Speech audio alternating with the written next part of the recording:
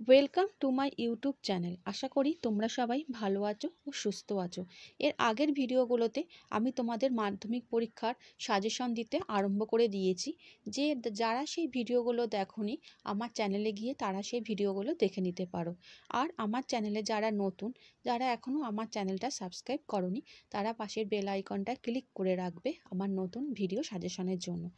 তোমাদের যদি আমার ভিডিওটা ভালো লাগে তাহলে লাইক, কমেন্ট এবং বন্ধুদের সাথে শেয়ার করতে ভুলো না। তাহলে বন্ধুরা, আজকে আমি তোমাদের সিরাজদৌল্লা নাটক থেকে সিরাজদৌল্লার চরিত্রটি আলোচনা করে দিচ্ছি।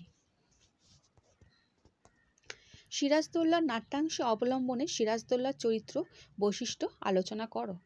শচীন্দ্রনাথ সেনগুপ্তের লেখা সিরাজদৌল্লা নাটকে সিরাজ হলো এখানে প্রধান চরিত্র।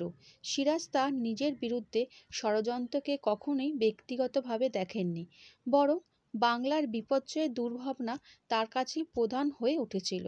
বাংলাকে বিদেশিদের হাত থেকে রক্ষা করতে তিনি তার অধীনে থাকা লোকের কাছে ক্ষমা চাইতে বা শত্রুদের সঙ্গে সন্ধি করতে পিছপা হননি। সিরাজ বুঝেছিলেন বাংলা শুধুমাত্র হিন্দুদের না, বা শুধুমাত্র মুসলমানদেরও না, হিন্দু ও মুসলমানের একত্রই পারে বাংলাকে ব্রিটিশদের হাত থেকে রক্ষা করতে। সিরাজ বুঝতে পেরেছেন ষড়যন্ত্রীরা যেমন ভুল করেছে, ঠিক তেমনি তার নিজেরও অনেক ভুল আছে। বাংলা যখন বিপদ নেমে এসেছিল তখন তিনি নিজের ভুল স্বীকার করতে সংশয় করেননি।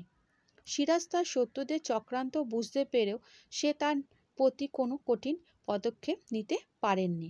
তেমনি তিনি ঘসেটি বেগমের অভিযোগের কোনো প্রতিবাদ না করে স্বীকার করে নেন। এই নাটকে সব মিলিয়ে দেখলে বোঝা যাবে যে লেখক সিরাজকে সফল ট্র্যাজিক নাটকে রূপ দিতে চেয়েছিলেন।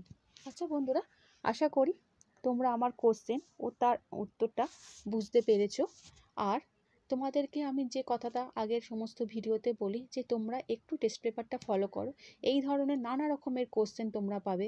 তাহলে তোমরা সেগুলো যদি একটু ঘরে বসে প্র্যাকটিস করে নাও, দেখবে ফাইনাল পরীক্ষার সময় তোমাদের অসুবিধা হবে না। আচ্ছা বন্ধুরা, ভালো থেকো।